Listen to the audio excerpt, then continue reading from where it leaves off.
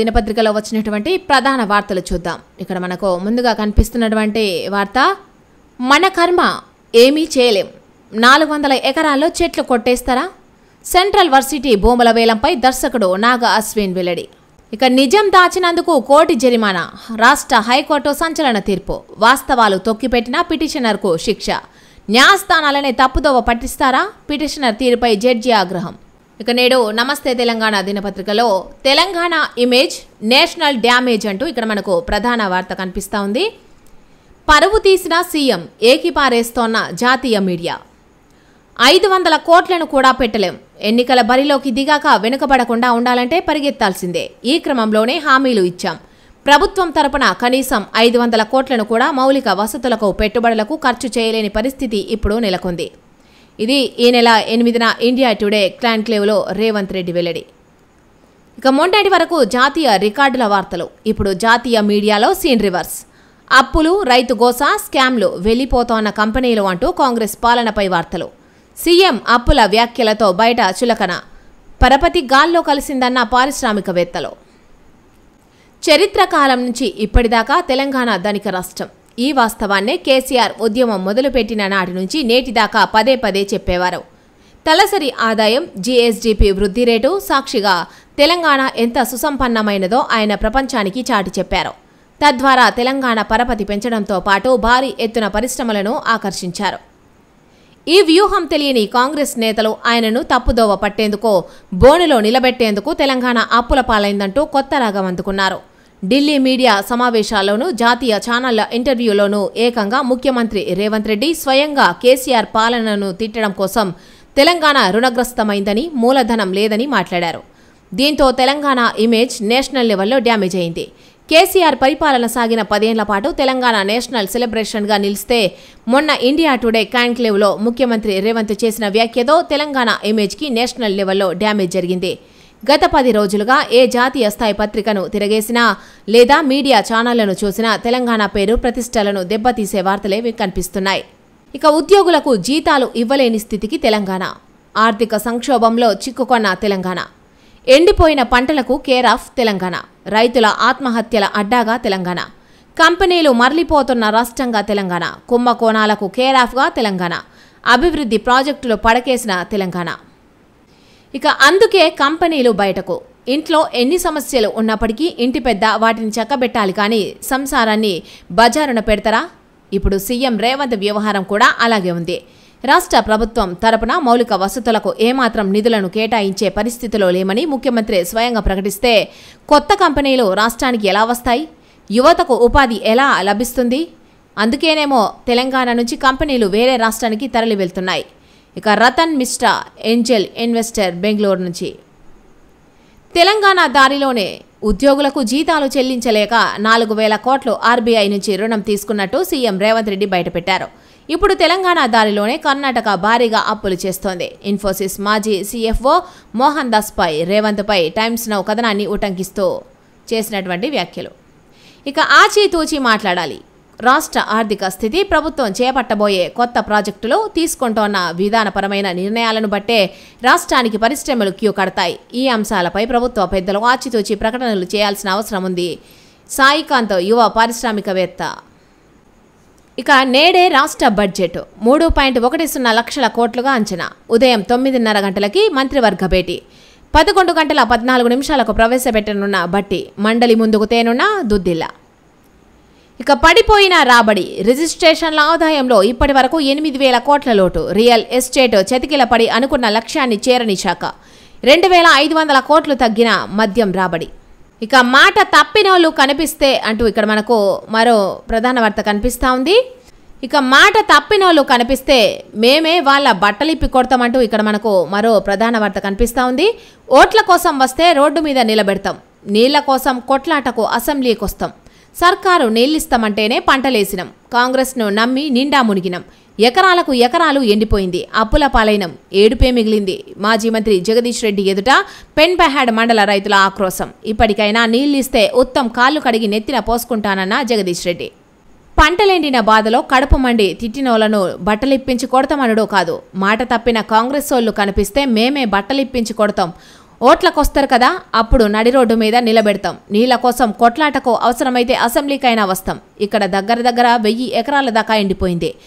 ఈ రైతుల గోస ఎవరు చూడాలే అంటూ పెన్పహాడ్ మండల రైతులు ప్రభుత్వంపై తమ ఆక్రోశాన్ని వెలగక్కారు. మాజీ మంత్రి ఎమ్మెల్యే జగదీష్ రెడ్డి సూర్యాపేట జిల్లా పెన్పహాడ్ మండలంలోని పలు తండాల్లో ఎండిన పంటలను పరిశీలించేందుకు మంగళవారం వెళ్లగా ఆయన ఎదుట తమ గోడు వెళ్లబోసుకున్నారు. సర్కారు నీళ్లిస్తామంటే కాల్వ నీళ్లు వస్తాయని నమ్మి 10 ఎకరాల్లో వరి పొలం పెట్టిన కాల్వ నీళ్లకు తోడు 10 బోర్లు కూడా పోసేవి. కానీ కాల్వ నీళ్లు రాలేదు. చుక్క నీరు పొలంలో పారలే. ఉన్న బోర్లు ఎండిపోయినాయి. పొలం ఎనకపట్టు పట్టింది. సూర్యాపేటలో కాంగ్రెస్ నేత దామోదర్ రెడ్డి దగ్గరకు నీళ్ల కోసం పోయినాం. ఇక మాకేసిర్రా ఓటు అంటూ మమ్మల్ని దూషించారంటే ఇక్కడ వార్త కనిపిస్తా ఉంది. ఇక సూర్యాపేట జిల్లా పెన్పహాడ్ మండలంలోని పలు తండాల్లో ఎండిన పంటలను మంగళవారం మాజీ మంత్రి జగదీష్ రెడ్డి పరిశీలించారు. బాధిత రైతులతో మాట్లాడారు. ఈ సందర్భంగా మహిళా రైతులు తమ గోడు వెళ్లబోసుకున్నారు. సర్కారు నీళ్లిస్తామంటేనే పంటలేశామని ఇప్పుడు కండ్ల ముందే ఎండిపోయిందని వారు వాపోయారు. ఇక ఆదిలాబాద్ జిల్లా నార్నూర్ మండలం సుంగపూర్లో తాగునీటి అవస్థకు నిదర్శనం ఈ చిత్రం. 1500 వరకు జనాభా ఉన్న ఆ గ్రామం పొరుగున ఉన్న కొల్లంగూడలోని ఓ చేతి పంపు గోండుగూడ అటవీ ప్రాంతంలోని మరో చేతి పంపుపై ఆధారపడి గొంతు తడుపుకుంటోంది. ప్రజలు కిలోమీటర్లు నడిచి వెళ్లి ఇలా నీళ్లు తెచ్చుకుంటున్నారు. తాగునీళ్లు లేవు, సాగునీళ్లు రావు. పచ్చని పంటలు ఎండుతున్నాయి. మిషన్ భగీరథతో దూప తీర్చండి. కరెంటు కోతలతో ప్రజల అవస్థలు. రైసు మిల్లులు కూడా నడుస్తలేవు. సభలో కాంగ్రెస్ ఎమ్మెల్యేల ఏకరువు. సర్కారు తీరుపై బీఆర్ఎస్ ఆగ్రహం. భూగర్భ జలం అడుగంటి నీటి ఎద్దడి. మండలిలో మంత్రి పొన్నం వెల్లడి. ఇక ఇప్పటికీ రాలిన మట్టిపూలు 454. 2 రైతుల బలవన్మరణం. గిట్టుబాటు ధర రాక అప్పులు భారమై జగిత్యాల జిల్లాలో రైతు రాజం ఆత్మహత్య. ములుగు జిల్లాలో ఉరేసుకున్న మిర్చి రైతు. విద్యుదాఘాతంతో 2 రైతుల మృతి. ఇక ఎస్సీ వర్గీకరణకు ఆమోదం. రాష్ట్ర శాసనసభలో బిల్లు ఏకగ్రీవం. దళిత వర్గాల్లో హర్షాతిరేకం. ఆది నుంచి అండగా నిలిచిన బీఆర్ఎస్. రాష్ట్రం ఏర్పడిన వెంటనే అసెంబ్లీలో తీర్మానం. ప్రధానికి కేసీఆర్ వినతి. ఎస్సీ వర్గీకరణపై 25 ఏళ్లుగా బీఆర్ఎస్ది ఒకే వైఖరి అన్న ప్రశాంత్ రెడ్డి. కేంద్ర కులగణన ఆధారంగా రిజర్వేషన్లు పెంచుతామన్న సీఎం రేవంత్. సామాజిక న్యాయంలో భాగంగానే ఎస్సీ వర్గీకరణ. రాజనరసింహ వెల్లడి. భవిష్యత్తులో జనాభా దామాషా ప్రకారం కోటా పెంచుతామన్న ఉత్తమ్ కుమార్ రెడ్డి. ఎస్సీ వర్గీకరణకు ఎట్టకేలకు మార్గం సుగమమైంది. దశాబ్దాల కళ సాకారమైంది. ఎస్సీ ఎస్టీ రిజర్వేషన్ల వర్గీకరణకు అనుకూలంగా సుప్రీంకోర్టు ఇచ్చిన తీర్పును అనుసరిస్తూ రాష్ట్ర ప్రభుత్వం ప్రవేశపెట్టిన బిల్లుకు అసెంబ్లీ ఏకగ్రీవంగా ఆమోదం తెలిపింది. బీఆర్ఎస్ పార్టీ సైతం సంపూర్ణ మద్దతు తెలిపి బాసటగా నిలిచింది.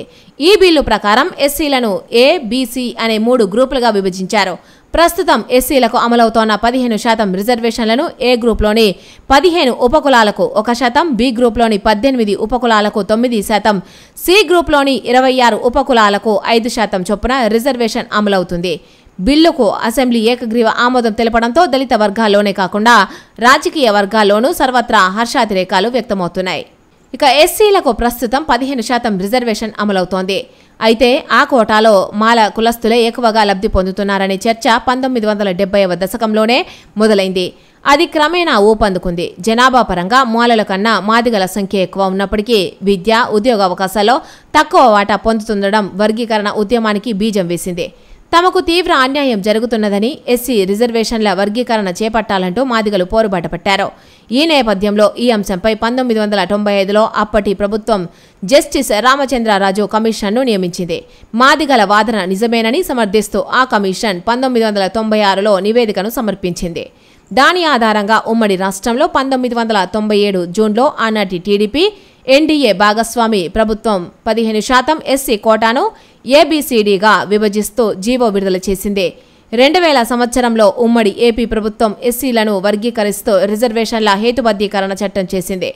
అవిభాజిత ఆంధ్రప్రదేశ్ రాష్ట్ర అసెంబ్లీ ఈ చట్టాన్ని ఏకగ్రీవంగా ఆమోదించగా రాష్ట్రపతి కేఆర్ నారాయణ్ ఆమోదంతో ముందుకు వచ్చింది. ఇక మహిళా జర్నలిస్టుల విడుదల. ఇక కేసీఆర్ గుడి సూపర్ అంటూ ఇక్కడ మనకు మరో ప్రధాన వార్త కనిపిస్తా ఉంది. యాదగిరిగుట్ట ఆలయంపై ఉభయ సభల్లో ప్రశంసలు. కేసీఆర్ అభిలాషతో నిర్మాణం. మండలి చైర్మన్ గుత్తా వెల్లడి. అద్భుతంగా కట్టారు అన్న కాంగ్రెస్ ఎమ్మెల్యే రాజగోపాల్. కేసీఆర్ కృషిని మర్చిపోవడం బాధాకరమని ఎంఐఎం నేత వెల్లడి. ఆలయాన్ని అభివృద్ధి చేసింది కేసీఆరే అన్న మంత్రి సురేఖ. గుట్టకు గొప్ప ప్రాచుర్యం కాంగ్రెస్ సభ్యుడు శ్రీహరి వెల్లడి. ఆలయం నిర్మాణం వల్లే ఆదాయం అన్న సిపిఐ కూనంనేని. రాజుల కాలంలో శ్రీకృష్ణ దేవరాయలు ఊరూరా గుడులు గోపురాలు నిర్మించేవారని విన్నాం. ఇప్పుడు అభినవ శ్రీకృష్ణ దేవరాయలు కేసీఆర్ ఆ భాగ్యాన్ని చూసే అదృష్టం మనకు కల్పించారు. ఆయన ఆ దేవదేవుడికి చేసిన సేవకు గుర్తింపు దక్కింది. తెలంగాణ ఇలవేల్పు యాదగిరి గుట్టను పునర్నిర్మించి ఆలయానికి పూర్వ వైభవం తీసుకొచ్చిన తెలంగాణ తొలి ముఖ్యమంత్రి కేసీఆర్ కృషిని రాష్ట్ర అసెంబ్లీ కొనియాడింది. తిరుమల తిరుపతి దేవస్థానం టీటీడీ తరహాలో యాదగిరి గుట్ట పునర్వైభవానికి పునాది వేసిన కేసీఆర్ను శాసనమండలి ప్రశంసించింది. ఇక కేసీఆర్ పాలనలోనే సామాజిక న్యాయం. రేవంత్ మంత్రివర్గంలో లంబాడీలు ఉండొద్దా? నేను రేస్లో ఉన్న కాంగ్రెస్ ఎమ్మెల్యే బాలు నాయక్ వెల్లడి. ఇక పార్టీ ఫిరాయించలే, కాంగ్రెస్లో చేరలే, ఇప్పటికీ బీఆర్ఎస్ పార్టీ ఎమ్మెల్యేగా కొనసాగుతున్న సుప్రీంకోర్టులో గూడెం మహిపాల్ రెడ్డి అఫిడవిట్. కొత్త పింఛన్లు ఇప్పట్లో లేవు, పెంచేందుకు ఇంకా 3 ఏళ్ల సమయం ఉంది. కొత్త పింఛన్ దరఖాస్తుల వెబ్సైట్ పనిచేస్తలేదు. గత సర్కార్ ఇచ్చిన పింఛన్లనే కొనసాగిస్తున్నాం, శాసన మండలిలో స్పష్టం చేసిన మంత్రి సీతక్క. నిరుద్యోగుల నోటిఫికేషన్లు వద్దన్నారట. యువ వికాసం ప్రారంభంలో బట్టి వ్యాఖ్యలు. సోషల్ మీడియాలో వెల్లువెత్తుతోన్న విమర్శలు. బీఆర్ఎస్ హయాంలో ఇచ్చిన జాబ్ నోటిఫికేషన్లకు నియామక పత్రాలు ఇచ్చి ఫోజులా? ఏడాదిలో 2 లక్షల ఉద్యోగాలు ఇచ్చారా? జాబ్ క్యాలెండర్ ఏమైందని నిలదీత. సర్కారుపై నిరుద్యోగుల మండిపాటు. ఇక మంత్రుల హడావిడి, మోటార్ల పీఠముడి. దేవాదుల ప్రాజెక్టు పంపింగ్ అబాసుపాలు. కేసీఆర్ ప్రాజెక్టు కాంగ్రెస్ సర్కారు ఆత్రం. ట్రయల్ రన్ లేకుండానే ప్రారంభానికి రెడీ. సాఫ్ట్వేర్ బదులుగా మాన్యువల్గా ఆన్. రన్ కాని దేవన్నపేట పంప్ హౌస్ మోటార్లు. అయ్యేదాకా రాజధానికి పోమన్న మంత్రులు. వరంగల్ నీట్ అతిథి గృహంలోనే మకాం. ఎలాగైనా నీళ్లు పోయించాలని బుజ్జగింపు. 2 రోజుల వరకు కష్టమే అంటున్న ఇంజనీర్లు. సాగునీటి నిర్వహణలో కాంగ్రెస్ ప్రభుత్వం మరోసారి తన డొల్లతనాన్ని స్పష్టం చేసింది. ప్రాజెక్టులను నిర్మించే పనులను ఎలాగూ చేయలేని కాంగ్రెస్ ప్రభుత్వం బీఆర్ఎస్ పూర్తి చేసిన వాటిని ప్రారంభించే విషయంలోనూ అవాసుపాలైంది. కేసీఆర్ ప్రభుత్వం చేసిన పనులను తమ గొప్ప పనులుగా చెప్పుకుంటున్న కాంగ్రెస్ మరోసారి అదే పని చేయబోయి నవ్వుల పాలైంది. ఈరోజు నమస్తే తెలంగాణ దినపత్రికలో వచ్చినటువంటి మెయిన్ హెడ్లైన్స్.